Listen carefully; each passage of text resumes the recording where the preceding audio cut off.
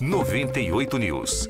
E a gente vai começar falando sobre um assunto que dói um tanto quanto, muito, no calo ali dos empresários, dos empreendedores, que é a questão de processos um tanto quanto burocráticos às vezes. E a gente vai conversar sobre isso com o diretor técnico do Sebrae Minas, Douglas Cabido, que está aqui comigo na bancada da 98 News. Douglas, seja muito bem-vindo, bom dia. Bom dia a todos os nossos teleouvintes. É um prazer estar aqui na 98 News, esse novo empreendimento do Grupo 98, que para a gente é um motivo de orgulho em Minas Gerais. Legal demais.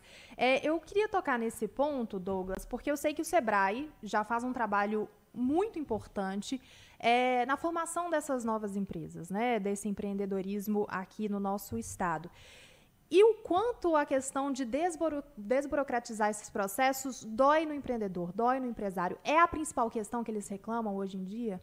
Bom, Laura, é importante a gente frisar porque o Sebrae ele tem esse papel que todo mundo conhece, né, do suporte empresarial, quando a gente apoia as micro e pequenas empresas a se tornarem mais competitivas, com aqueles temas recorrentes, marketing, vendas, finanças, enfim, inovação. Mas a gente sabe que as empresas, os empreendedores, eles estão inseridos em um contexto. E o contexto brasileiro, infelizmente, quando a gente fala de burocratização, de dificuldades que o empreendedor tem para lidar, especialmente com o setor público, é muito complexo. São muitas horas para lidar com questões tributárias, muitas horas para lidar com questões relacionadas à licença, questões relacionadas a questões trabalhistas.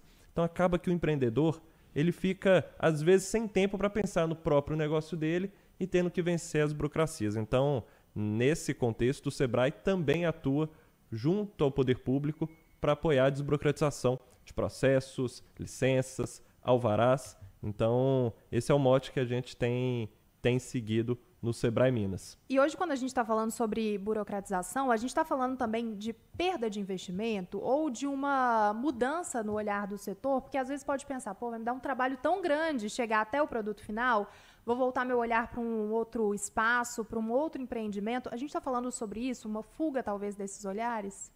Laura, você tocou em um ponto central. Quando a gente não tem um ambiente livre para empreender, quando a gente tem um ambiente difícil, as pessoas, obviamente, vão buscar outros caminhos.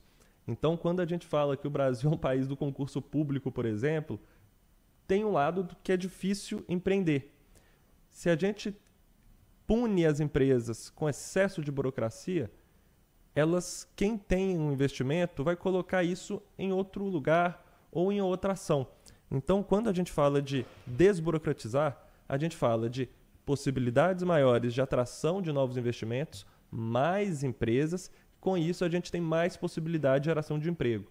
Então, atacar a desburocratização, atacar a burocracia por meio da desburocratização é um meio muito importante para a gente abrir novas formas de atrair investimentos, seja do pequeno empresário, seja do grande empresário. E um ponto importante, Laura, os empreendedores eles estão aqui, eles existem, mas muitos na informalidade.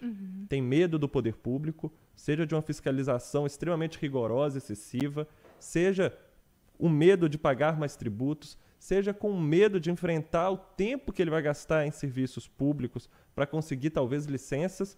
Então isso torna até a vida do poder público mais complicada, que tem um universo de pessoas que estão empreendendo, mas na informalidade. Então, é um espaço em que ninguém ganha, infelizmente.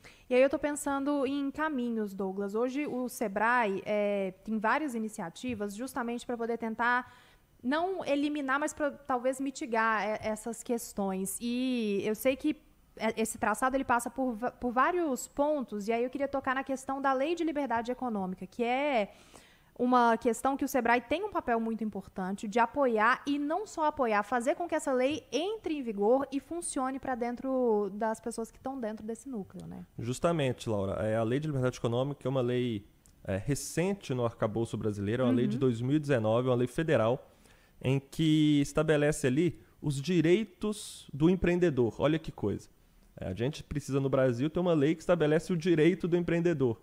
E para os nossos teleouvintes entenderem, a lei ela fala, olha, o empreendedor ele age de boa fé. A gente precisa de um documento para falar que o empreendedor age de boa fé. Isso já mostra o espírito do Brasil. Então, isso explica algumas coisas que acontecem no Brasil. Mas, de forma geral, a Lei de Liberdade Econômica ela traz um aspecto muito importante, que ela isenta de alvarás, ela isenta de autorização do poder público atividades de baixo risco. E aquelas atividades de baixo risco são que 95% dos pequenos negócios atuam, que é um comércio varejista, que é uma prestação de serviço, é uma borracharia, por exemplo, é uma manicure. Então, tudo isso facilita que novos empreendedores ou aqueles informais passem a se formalizar. E Minas Gerais, especificamente, hoje é o estado que tem maior destaque no Brasil. Nós temos mais de 560 municípios que já regulamentaram a Lei de Liberdade Econômica. Existe uma ação conjunta do governo do estado de Minas Gerais com o SEBRAE para levar isso aos municípios e ao próprio estado, aos órgãos do poder público estadual. Então, desde 2019 para 2020, existe uma ação conjunta do SEBRAE Minas com o governo do estado para levar com que a lei seja de fato aplicada, porque não basta também o poder público só regulamentar, tem que tirar do papel e operacionalizar. E hoje, por meio dessa parceria, nós oferecemos, inclusive, um sistema informatizado, automatizado, para que os municípios instalem e revejam seus processos para que os empreendedores tenham ali toda a parte de viabilidade e de abertura de empresas instantânea. Então, hoje é um projeto que a gente chama, dentro do Minas Livre para Crescer, que é um programa do Estado, o Rede Sim Mais Livre, que é automatizar a relação do cidadão, do empreendedor, com os órgãos que ele precisa licenciar, mas especialmente esses de baixo risco, que não precisam de autorização do poder público para funcionar. Então, quando a gente fala dessa sinergia, a gente está falando que desses municípios, Laura, até para os nossos ouvintes entenderem, dos 100 municípios que mais geraram emprego em Minas Gerais, 70 fazem parte deste programa. Legal. Então, é geração de emprego na veia quando a gente fala de trazer a Lei de Liberdade Econômica de forma aplicada, e mais do que uma própria lei, é o conceito de um ambiente mais livre para empreender. Deixar que as pessoas possam trabalhar livremente. E eu não posso encerrar a nossa conversa sem perguntar sobre o cenário macro. Você tocou num ponto que eu acho que é muito importante, o quão forte é a informalidade dentro do empreendedorismo, exatamente por causa de todas essas questões que a gente abordou. Um medo, talvez, também da formalização. E aí eu queria que você comentasse um pouco mais sobre esse cenário nos últimos anos e como o SEBRAE tem conseguido fazer com que essa formalização seja melhor, e também não só a formalização, mas um processo de profissionalização também desse empreendedor. É importante porque quando a gente pensa nesse cenário macro, Laura, a gente tem que pensar que o Brasil, na verdade, ele teve 2 pontos legais que foram importantes. A lei do MEI, lá atrás ainda, em 2007 para 2008, que trouxe um universo de empreendedores que estavam na informalidade para dentro da formalidade, com uma série de questões de direitos, questões ligadas inclusive à Seguridade Social, e depois veio a Lei de Liberdade Econômica.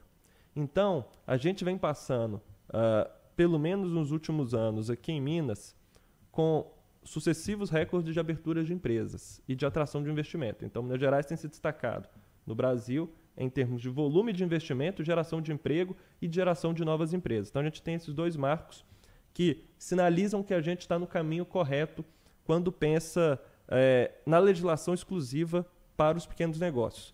Mas a gente não pode ignorar que existem outros cenários macros, incerteza política, incerteza fiscal, a dificuldade de contratação de mão de obra é um problema geral hoje que a gente enxerga em todos os setores em Minas Gerais, por exemplo. Então, enquanto não houver uma sinergia verdadeira para a gente ter um equilíbrio fiscal, ter uma política um pouco mais estável no Brasil, em que o empreendedor ele seja mais encorajado a investir, a se arriscar a abrir um novo negócio, a contratar uma pessoa, a prover um bom produto ou serviço, isso para a gente é um caminho que a gente tem que seguir. Mas a gente tem tido aí algumas boas experiências, o SEBRAE tem focado, e os nossos teleouvintes eles sempre estão escutando aqui o seu pitaco dos nossos comerciais aqui da 98 e de outras emissoras, para prestar essa consultoria. Para quando o cidadão decide se tornar um empreendedor, ele ter um suporte verdadeiro de uma instituição como o SEBRAE, que tem qualidade e know-how suficiente para fazer com que essa jornada dele seja o mais exitosa possível. E que o produto ou serviço dele vai depender de como ele vai tratar o cliente. Então, a gente tem que chegar nesse cenário, Laura, onde as empresas vencedoras são aquelas que os clientes escolhem, não porque alguém ficou para trás por burocracia ou por outras questões que não vem muito ao caso. Então, a gente está muito entusiasmado com essas possibilidades, mas também tem que um olhar para o todo para tornar esse empreendedor, que ele é um herói do dia a dia, que paga o imposto dele, provém um produto, provém um serviço, gera emprego, possa atuar livremente e trabalhar em prol da sua comunidade, que no 99,99% dos casos é o que acontece. Quanto mais uma sociedade é empreendedora, mais desenvolvida ela é. Então o Sebrae acredita nisso e os empreendedores podem contar conosco para que a gente faça essa jornada a mais exitosa possível. Legal demais. Douglas Cabido, diretor técnico do Sebrae Minas, mais uma vez, obrigada por estar aqui comigo na bancada da 98 News e volte em outras oportunidades para a gente poder falar sobre esses avanços e também novas iniciativas do Sebrae Minas. Obrigada. Obrigado, Laura.